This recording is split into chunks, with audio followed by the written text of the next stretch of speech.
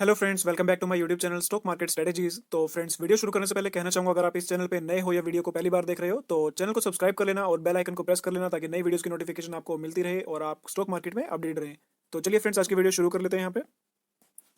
तो फ्रेंड्स, जैसा कि आपने थंबनेल में देख ही लिया होगा, आज मैं बात करने वाला हूँ Indian Railway Finance corporation limited के बारे में, आईआरएफसी के बारे में। काफ़ी फेवरेट शेयर है इन्वेस्टर्स का और काफ़ी चर्चा में भी रहता है कि आरवीएनएल बढ़िया है या आईआरएफसी बढ़िया है। लोगों में काफ़ी, इन्वेस्टर्स में काफ़ी पॉपुलर है ये दोनों स्टॉक्स। तो आज मैं बात करने वाला हूँ इंडियन रेलवे फाइनेंस कॉर्पोरेशन के बारे में। तो जैसा कि आप यहाँ पे देख सकते हो, जो लास्ट ट्रेडिंग था, इसका जो सेशन हुआ था, मार्केट का सेशन था, उसमें 22 रुपये 85 पैसे के रेट पे ये बंद हुआ है। और इसके हाई और लो की बात करें हम यहाँ पे, तो आप यहाँ पे देख ही सकते हो, जो इसका हाई है वो 26 रुपये 70 पैसे का हाई इसने बनाया था 1 मार्च 2021 को। और 52 वीक लो की बात की जाए तो रिसेंटली 1 अप्रैल को इसने 22 रुपये 70 पैसे का लो बना दिया है। और इसके डिलीवरेबल क्वांटिटीज के बारे में अगर फ्रेंड्स बात की जाए तो काफी अच्छी डिलीवरीज उठाई जा रही है इसकी। एक बार उसके ऊपर भी नजर मार लेते हैं हम यहाँ पे। तो फ्रेंड्स, आप यहाँ पे देख सकते हो 55.20% की डिलीवरी लास्ट सेशन में उठाई गई है। और टोटल क्वांटिटी की बात की जाए तो 1 करोड़ 1 लाख 38,551 करोड़ की डिलीवरी उठाई गई है। और फ्रेंड्स, आज हम इसके बारे में बात करेंगे। और बात करने से पहले इस कंपनी की प्रोफाइल के बारे में जान लेते हैं, उसकी बैकग्राउंड के बारे में जान लेते हैं कि कंपनी करती क्या है, क्या इसके इनकम के सोर्स है, किस तरह से इनकम कमाती है, कंपनी के ऊपर डेट क्या है, इसकी लॉन्ग टर्म बोरोइंग्स कितनी है, और कंपनी का जो प्रॉफिट मार्जिन है वो किस तरह से रहता है। तो उन सब चीज़ों के बारे में हम यहाँ पे बात करेंगे। तो चलिए हम अपनी नेक्स्ट स्क्रीन की तरफ चलते हैं यहाँ से। तो चलिए फ्रेंड्स, सबसे पहले हम इसकी कंपनी की बैकग्राउंड के बारे में देख लेते हैं। और आपको बता देना चाहूंगा, जो ये आर्टिकल है मैंने कंपनी की मेन वेबसाइट से ही पुल अप किया है। और कभी भी हम किसी कंपनी के शेयर का फंडामेंटल एनालिसिस करते हैं तो उससे पहले हमें कंपनी की बैकग्राउंड हिस्ट्री के बारे में भी जान लेना चाहिए। तो आप यहाँ पे देख ही सकते हो, जो Indian Railway Finance Corporation was set up on 12 December 1986 as the dedicated financing arm of the Indian Railways for mobilising funds from domestic as well as overseas capital markets. तो क्या कह रहे हैं यहाँ पे, तो ये ऐसे करें कि जो कंपनी है वो 12 दिसंबर 1986 को एस्टेब्लिश हुई थी। और इसका जो मेन काम है वो फंड्स को मोबिलाइज करना है इंडियन रेलवेज के लिए। कहाँ से? कैपिटल मार्केट से। किस कैपिटल मार्केट से? Indian capital markets as well as overseas capital market से। तो जो फंड्स एक्वायर करती है, जो बोरो करती है ये आईआरएफसी, उसको ये लगाती है इंडियन रेलवेज की ग्रोथ में।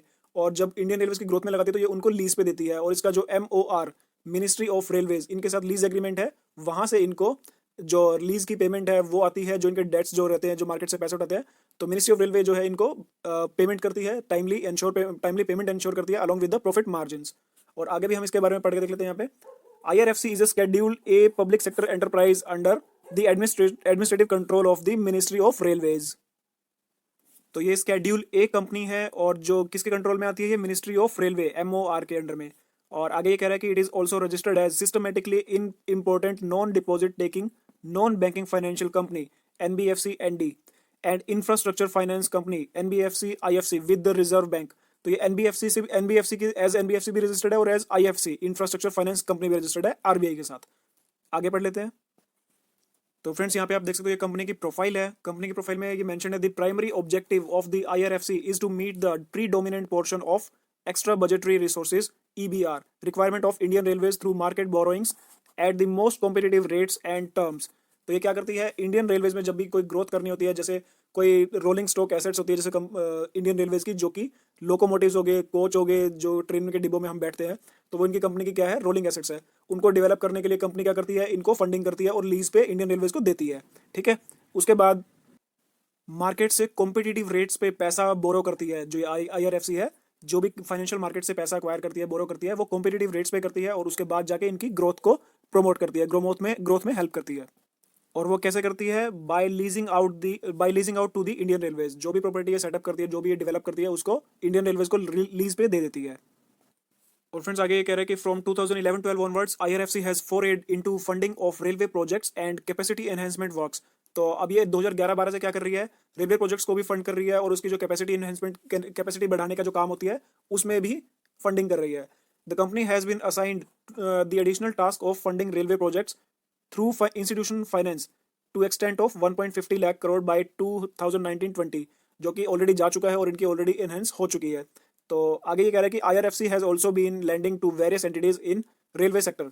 आपने सुना ही होगा रेलवे सेक्टर में, जो जैसे IRCTC है, अगर हम स्टॉक एक्सचेंज पे बात करते हैं लिस्टिंग की, IRCTC है, रेल विकास निगम लिमिटेड RVNL भी है, रेलटेल ये भी रिसेंटली लिस्ट हुआ है, और Konkan railway corporation limited KRCL, Pipavav railway corporation limited, इनको भी ये फंडिंग कर रही है।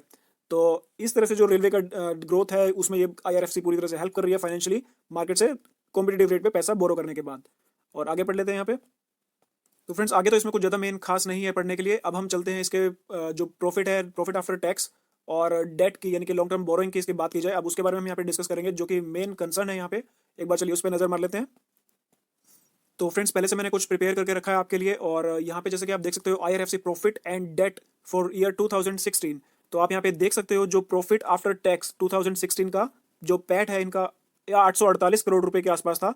और इसके वहीं डेट की बात की जाए तो डेट 75,892 करोड़ रुपए का था।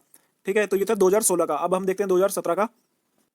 तो वहीं फ्रेंड्स अगर बात करते हैं ईयर 2017 के बारे में, तो इनका जो पैट था, प्रॉफिट आफ्टर टैक्स था, वो 921 करोड़ रुपए के आसपास था। और डेट जो है इनका बढ़ के 1,05,589 करोड़ रुपए का हो गया। अब बात करें 2018 के बारे में, तो 2018 में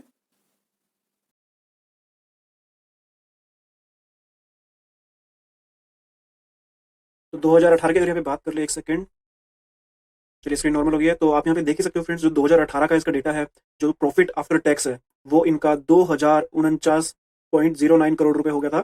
और वहीं अगर इनकी डेट की बात की जाए, इनका जो बोरोइंग्स थी वो इनकी बढ़ के 1,34,005 करोड़ रुपए तक हो गई है।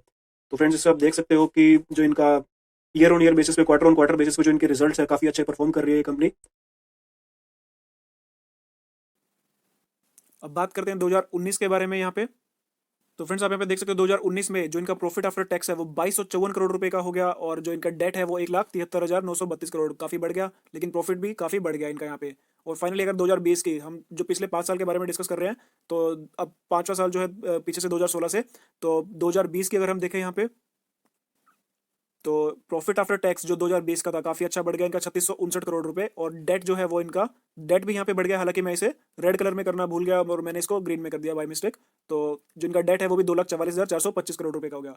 लेकिन क्या होता है कि जो डेट है, जैसे कि मैंने आपको पहले बता ही दिया है, डेट के लिए क्या है, मिनिस्ट्री ऑफ रेलवे इनके साथ जो लीज का एग्रीमेंट है IRFC का, तो जो मिनिस्ट्री ऑफ रेलवेज है वो इंश्योर करती है timely payment of debt along with the margin profit. Profit margin जो होता है, प्रॉफिट मार्जिन के साथ उनको डेट की भी रीपेमेंट करती रहती है जो मिनिस्ट्री ऑफ रेलवेज है वो। तो लॉन्ग टर्म में अगर कहीं कहा जाए तो प्रॉफिट भी अच्छा हो रहा है, और धीरे धीरे जो डेट है वो भी कंपनी जो है रिकवर करती रहेगी। तो ये सब चलता रहता है। तो आइए अब इसके फ्यूचर के बारे में यहाँ पे बात कर लेते हैं।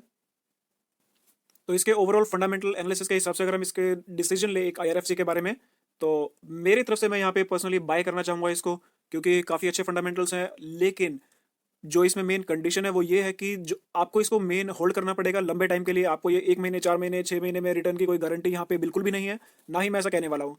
तो इसमें जो भी अगर इन्वेस्टमेंट करते हो आपको करनी चाहिए लॉन्ग टर्म के लिए। तो एक तरह से लंबी रेस का घोड़ा हम इसको कह सकते हैं। शेयर को आने वाले टाइम में काफ़ी अच्छा परफॉर्म कर सकता है, और कोई बड़ी बात नहीं है आने वाले टाइम में हमें इसके जो शेयर का प्राइस है वो 50 रुपये, 60 रुपये या 70 रुपये देखने को भी मिल जाए। लेकिन ये ओवर द नाइट कभी भी नहीं होने वाला। इसके लिए पेशेंस बहुत जरूरी है। पेशेंस है तो ये आपको काफ़ी अच्छा रिटर्न देगा आने वाले टाइम में। बस ये कि आपको इसको होल्ड करना पड़ेगा। आने वाले टाइम में हो सकता है कि ये शेयर नीचे भी आए। अभी जैसे 22 रुपये चल रहा है, तो आने वाले टाइम में हो सकता है गिरते गिरते 15 रुपये, 16 रुपये भी आ जाए। लेकिन उसमें घबराने की कोई बात नहीं है, क्योंकि इसके फंडामेंटल्स काफ़ी स्ट्रॉग है। तो ऐसे टाइम में जिन लोगों ने ऑलरेडी बाय कर लिए हैं उनको यहाँ पे होल्ड करना चाहिए। लॉस में बिल्कुल भी मत बेचिए इसको, क्योंकि इसमें ज़्यादा कोई इन्वेस्टमेंट लगती नहीं है। और अगर आपको जब इसमें इन्वेस्टमेंट करनी भी है तो हमेशा इन्वेस्टमेंट सिस्टमेटिक होनी चाहिए SIP के थ्रू। SIP मतलब एक सिस्टमेटिक इन्वेस्टमेंट होती है, यानी कि अगर आप मान लो 1,000 शेयर खरीद रहे हो और आप मार्केट अभी जैसे टॉप पे खड़ी है, तो यहाँ पे आपकी इन्वेस्टमेंट का जो अमाउंट है वो कम होना चाहिए। और अगर मार्केट गिरती है तब आपके पास बैलेंस होता है, तो आप उससे अपना एवरेज आउट करके और शेयर्स खरीद सकते हैं, ताकि शेयर्स आपको महंगे ना पड़े। तो इसलिए क्या होता है, सिस्टमेटिक इन्वेस्टमेंट करनी चाहिए ऐसे शेयर्स में। तो आज के लिए बस इतना ही फ्रेंड्स, मिलता हूँ अपनी नेक्स्ट वीडियो में। तब तक के लिए bye and thank you so much for watching this video.